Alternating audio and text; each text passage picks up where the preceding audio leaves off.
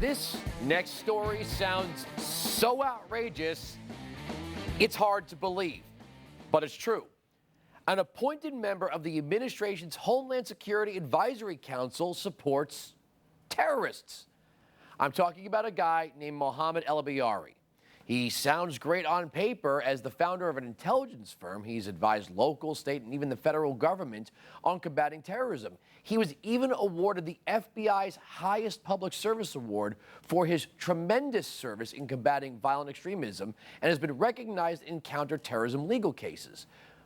But his bio conveniently forgets to mention that he's an expert on things like radicalism and jihad because one of his closest friends is a known terrorist.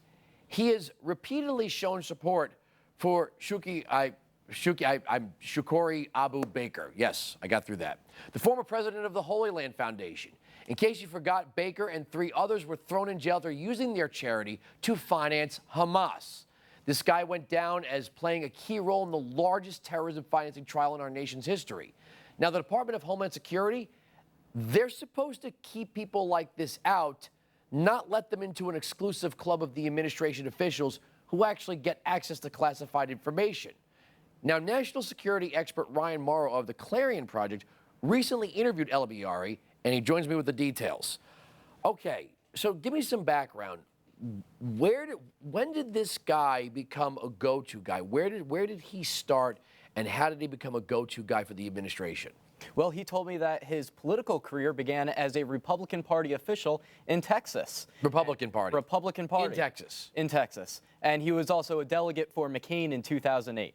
And then he was brought into the Obama administration, specifically the Department of Homeland Security, and he's in a senior position. And if you've ever wondered why the administration is so confused about the Muslim Brotherhood, why they believe the Muslim Brotherhood is a moderate force that should be embraced by America, well, this helps answer that question. Well, where was he first? Was he hanging out with guys like Baker, or was he a Republican? Which came first? He was 16 years old when he first met Shukri Abu Baker, who we now know was an American Muslim Brotherhood operative who was wiretapped by the FBI, telling Brotherhood operatives in a secret meeting, what you need to do is be deceptive. War is deception. It's a theme that he broadcasted over and over again to those that would listen to him. And he, at age 16, met El-Biari, and he so impressed El-Biari that they became personal friends. Now, where did they meet? He was working, I think, at a fast food restaurant, and Okay. Shukri Abu Baker walked in, and they meet and become friends because Shukri Abu Baker starts telling him about the oppression of the Palestinians by Israelis. And from that day on, every single month, Mohammed El-Biari donates to Shukri Abu Baker's group, the Holy Land Foundation, which has been shut down for financing Hamas.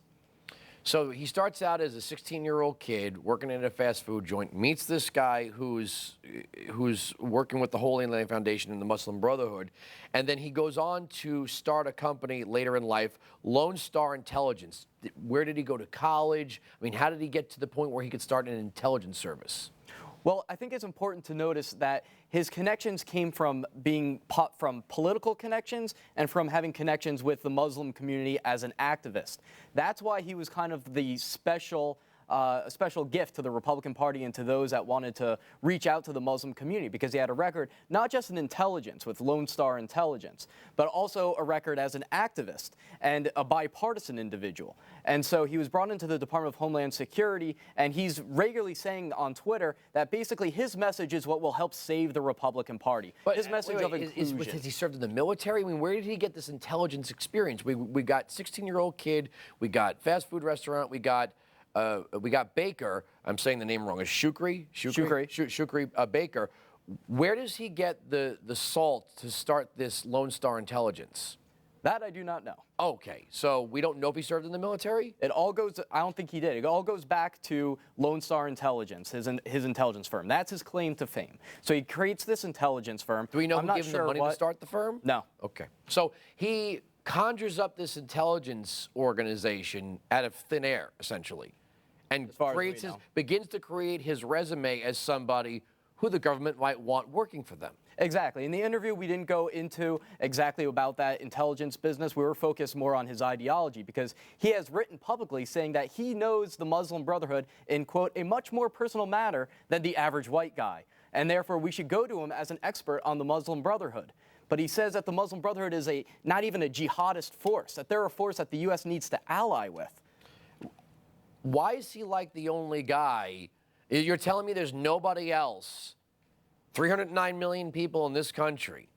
Guys like Dr. Zuhdi Jasser, you're telling me there's no second opinion here for the administration. There are, but there are also Muslim Brotherhood advocates. Groups like the Islamic Society of North America, that's the top Muslim outreach partner of the United States. We know that's a Muslim Brotherhood front, based on the Brotherhood's own documents and things that federal prosecutors have said. And it's also important to point out the influence of El-Biari. He is an expert on what he calls countering violent extremism, because we can't say radical Islam. And in that capacity, there were new guidelines released by the Department of Homeland Security that essentially delete knowledge about the American Muslim Brotherhood from the training curriculum. They say you cannot even use Muslims that describe themselves as reformers because they have an agenda. And he says in my interview that Muslims that take on the Islamists are counterproductive. Okay, so basically, this guy has become sort of a go-to guy, but we don't know what his experiences, which led to him founding this, but we're trusting him to reframe training materials, how we train people in violent extremism, not radical Islam. But this Lone Star intelligence thing, we don't know that he had any experience. He just cooked this up and is kind of, for lack of a better phrase, a quack. Well, the FBI seems to think that he has helped in some type of counterterrorism investigation, so there has been positive references to him, but there's a difference between counterterrorism and then countering the radical Islamic ideology. There are plenty of people out there that are pro-Muslim Brotherhood but still don't believe in carrying out acts of violence in the United States. And that's what we're finding with El-Biari, is that the fact that the Muslim Brotherhood and Hamas are essentially the same, that doesn't seem to matter to him. He doesn't want an attack carried out in the United States, but he does want the U.S. policy to be pro-Islamist. So okay, right. So he wants to be able to get inside the administration and maybe get the administration to use our military to the Brotherhood's greater benefit, kind of like maybe, or at least maybe the State Department in the way that we sort of helped the Muslim Brotherhood take over Egypt for a short period of time. This guy has terrorist ties. Nobody knows where his experience comes from, where this company he founded comes from, or who gave him the money. We know he's been associated with the Holy Land Foundation, and here he is hiding essentially in plain sight. I mean, he advertises this, and we give him awards from the FBI. Right, I didn't have to pull this information from him. He was happy to tell me about it. If you look at his Twitter page, he's very open about it. And it's not just about foreign policy, it's also about domestic policy. Because he says that Shukri Abu Baker and the Holy Land Foundation, that prosecution that shut down a financial pipeline to Hamas should never have happened. That the guy is innocent. Why? Because he knows him. And he says in my interview that he helped safeguard groups that are tied to the Muslim Brotherhood that were being looked at by the government. So you have an individual that, by his own account, has a long history of friendship with Muslim Brotherhood-connected figures in the United States, and then helps shield them from prosecution and investigation. Does the Muslim Brotherhood promote the caliphate? Absolutely. And we're helping the Muslim Brotherhood essentially because of this guy. So in essence, because of this guy, we are knowingly or unknowingly helping them spread the caliphate. So and I'm thinking long game here, if I'm El-Biari and I'm Baker and I'm these Muslim Brotherhood guys, every time the United States helps them expand the caliphate, in the final evolution of things, if everything else is the caliphate but the United States, it's not going to really, they're probably saying, well, we don't want to tax now. We want to be friends. We want to help promote Sharia. Right, so you surround the United States with everything being in the caliphate, then it's over. That's an endgame strategy. Sure, and El-Biari also says that the Muslim Brotherhood is comparable to American evangelicals. And yet he says that he's an intelligence expert. Those two things don't go together. And I think that it's important to emphasize again, what was Shukri Abu Baker, his mentor's advice in private, according to FBI wiretaps? Use deception. Play games with semantics. That's how you beard, listen to American music. You might even drink a little bit to show, hey, be one of the guys. And he says it's justified because it's war. And this is the individual that was so close to El-Biari. That's his advice. It's simply frightening. And El-Biari also opposes the U.S. taking a stance against Sharia law overseas in Muslim-majority countries. So that is explicitly a pro-Sharia stance, pro-Muslim Brotherhood stance. Pro-caliphate. Which would be a caliphate, yes. Okay. Thank you, Ryan. Scary stuff. More perfectly executed political analysis next.